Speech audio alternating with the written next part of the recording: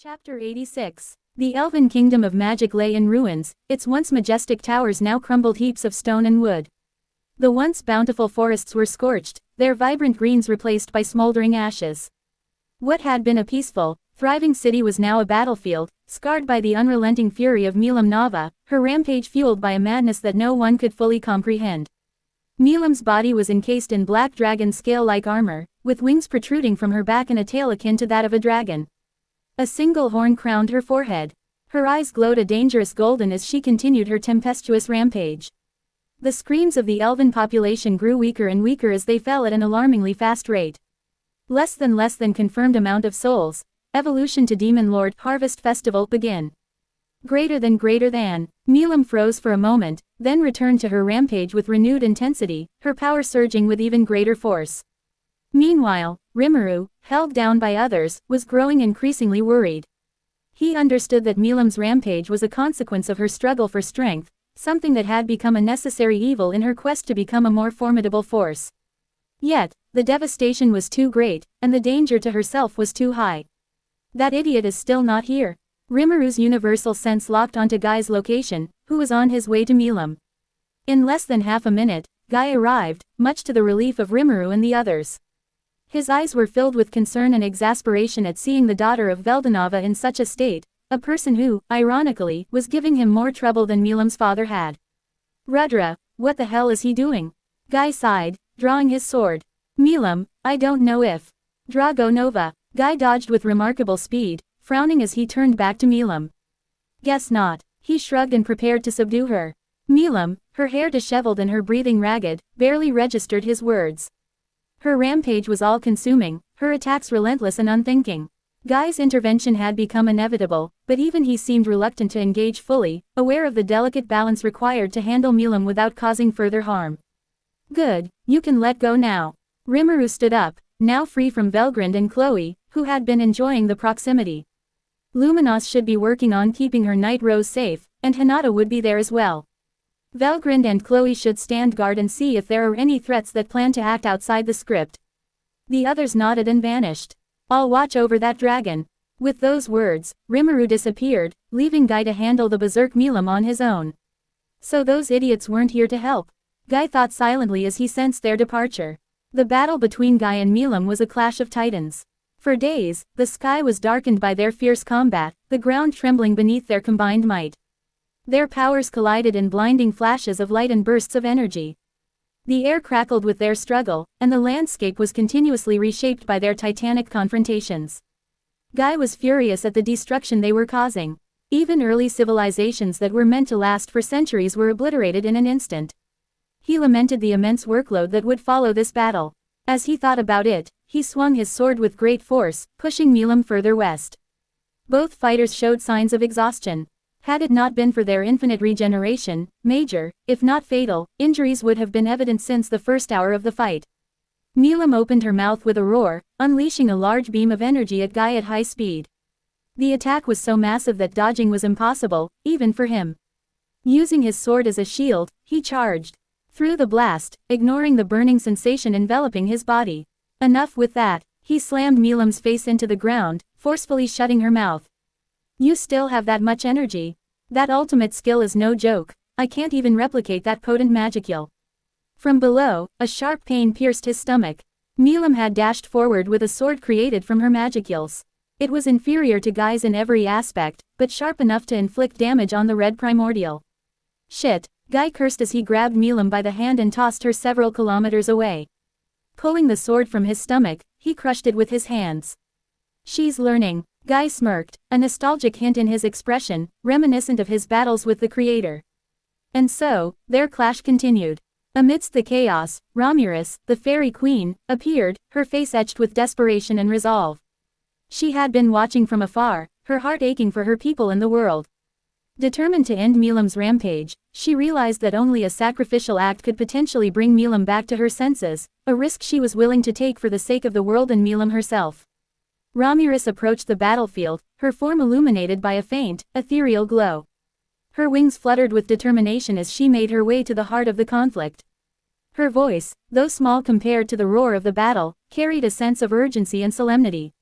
Milam, listen to me. Romulus called out, her voice cutting through the chaos between the two demon lords.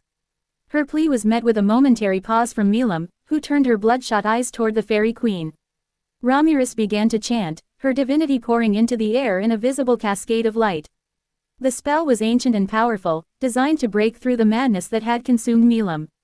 But Romulus knew she would have to risk her own safety, a cost she was willing to pay. As Romulus's magic enveloped Milam, the latter's aura flickered as though it were a dying flame. Her defenses, both demonic and draconic, had vanished, and her core was beginning to corrupt. Romulus, stop that, Guy shouted, defending her from Milam's attacks. Milam, recognizing Romulus as a threat she could not ignore, made the fairy queen her prime target with devastating attacks. It's fine, I can still go, Romulus said with a strained smile, hiding the immense pain from her core being corrupted by the auras of the two combatants. This is also my job, just like yours. She began to weaken. Rimuru appeared beside her, helping her stand as her strength waned. Looks like I can finally repay my debts, he said with a smile, pushing his right hand forward. Beelzebub, devour all leaking magicules. Don't let them near her. Black smoke began to surround Romulus, forming a barrier that protected her from the external chaos. Thanks, Rimuru-kun, Romulus said, managing a smile. She regained some energy and continued her efforts to calm Milam. Guy Crimson, sensing the shift in the battle, adjusted his approach. He knew that disrupting Romulus's spell would only prolong the conflict and increase the risk of complete destruction. Thus, he focused on containing the remnants of Milam's destructive power, keeping it away from the Elven Kingdom and its surviving inhabitants. The combined efforts of Romulus and Rimuru began to show results. Milam's attacks grew less erratic, her movements slowing as the madness driving her began to wane. Romulus's spell reached its climax, a blinding burst of light surrounding Milam as the fairy queen channeled her remaining strength into breaking through the haze of fury. Ah! With a final, anguished cry, Milam's armor shattered, and her immense power dissipated. Her body collapsed to the ground, her once fierce eyes closing as the remnants of her rage faded away. The battlefield fell eerily silent, the only sounds the distant crackling of the last embers of destruction and the exhausted breaths of those who had intervened. Rimuru, catching his breath, moved swiftly to Romulus's side. She was visibly drained, her wings drooping as her divine energy waned. Rimuru placed a reassuring hand on her shoulder. Thank you, Romulus. You've saved her. Romulus managed a faint smile, her eyes reflecting both relief and exhaustion. It was necessary. Milam needed to be stopped, for her own sake as well as everyone else's. Rimuru nodded, looking down at Milam's unconscious form with a mix of concern and relief. We'll need to make sure she recovers properly. Guy Crimson, having seen the end of the battle, approached with his usual air of detached control. Finally, the fight is over. This will be a pain in the ass of an aftermath. Rimuru acknowledged Guy's role with a nod. Thanks, Guy. We'll leave everything to you, mediator. Guy rolled his eyes as he watched the two of them disappear. Wait, what about Milam? He turned to see where Milam was supposed to be lying. What he saw was Velgrind carrying Milam and a black-haired woman with a mask. We'll take her off your hands. Tell Rudra that as well. Velgrind glared, the venom in her tone when she pronounced Rudra's name was unmistakable. Rimuru, after ensuring that Milam was in safe hands with Velgrind, transported Romulus back to the labyrinth of spirits. The travel was quick, though the weight of recent events hung heavily on him. He gently lowered Romulus onto a soft bed within the labyrinth's main room, a place imbued with high amuance of magicules, where lesser spirits roam freely. Romulus sighed in relief as she sank into the bed, her drained form visibly relaxing. Rimuru stood by her side, his expression a mix of concern and gratitude. Thank you, Romulus, Rimuru said softly. You've done more than anyone could have asked for Milam. Romulus managed a weak smile. I couldn't have done it without your help. You could have. Rimuru nodded. Rest now. I'll handle things here and make sure everything is taken care of. With a final reassuring nod, Rimuru turned and vanished, returning to the Night Rose. He arrived to find Velgrind already in the process of placing Milam into a bed. Rimuru approached, his eyes scanning the scene with a blend of relief and concern. He saw Milam's battered form lying peacefully, her once fierce expression now relaxed in unconsciousness. Velgrind and Chloe were focused, their efforts clearly aimed at restoring Milam's well-being. How is she? Rimuru asked, his voice low but urgent. Velgrind glanced up, her face reflecting a rare moment of weariness. She's stable for now. The damage was severe, but enough rest should be good. Her regenerative abilities are already doing most of the work. Chloe, who has long removed her signature mask, her voice carrying a note of reassurance. She's exhausted and her core was significantly damaged. It will take time, but with the right care, she should recover. Rimuru nodded, a sense of relief washing over him. Thanks you too. It had been 3 days since then, and they had been taking turns keeping watch over Milam's unconscious body. During this time, Rimuru would occasionally disappear, returning after several hours. On one of those days, he arrived with a certain someone, a beautiful blonde elf, her clothes tattered and her expression reserved as she kept her head bowed. Behind her were 3 other elves, a young girl with magenta hair, a massive green-haired man, and a lean man with pale lavender-colored hair. Hey, so I just picked them up. I was wondering if they could stay for the time being. Rimuru began, explaining how he had met the 4 behind him, who were looking around cautiously. Hinata and Chloe exchanged shocked glances.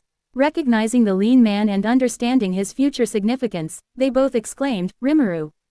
Rimuru-san! They grabbed his hands and, without further words, pulled him into a different room.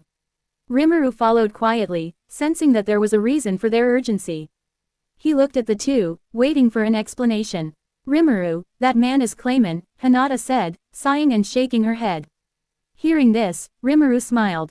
I know. They introduced themselves to me. Kagali, Clayman, Footman, and Tyr. The 2 women were stunned by his statement. Then why did you bring them here, Rimuru-san? Chloe asked, clearly confused about the purpose of his actions, especially since he had specifically stated not to make any major changes. Jahil was the reason, Rimuru explained, sighing. It turns out he was pretending to be the Elven King and instigated the kidnapping of Milam. Kagali, the Elven Princess, was cursed by Jahil for trying to stop him and was imprisoned. She managed to escape after Milam caused chaos, and then she created the trio. I still don't see how that relates to bringing them here, Hinata said, frowning. Rimuru turned away, his expression growing angry. Jahil survived. While I was observing the Chaos Dragon, I saw that Jahil was planning to drag Kagali away. I confronted him, but he managed to escape. Then, you brought them here because Jahil might have done something to them? Chloe asked, her thoughts aligning with Rimuru's conclusion. If Jahil had intentionally or unintentionally killed Kagali or the others, it could ruin the timeline. So, we have to protect our enemies so we can deal with them ourselves at the right time. Chloe asked, trying to make sense of the plan. Rimuru thought for a moment before responding, yeah, pretty much. Just think of it as taking care of livestock until it's time to butcher them. He gave a bright smile. His words reminded the 2 of his demonic nature. To be continued.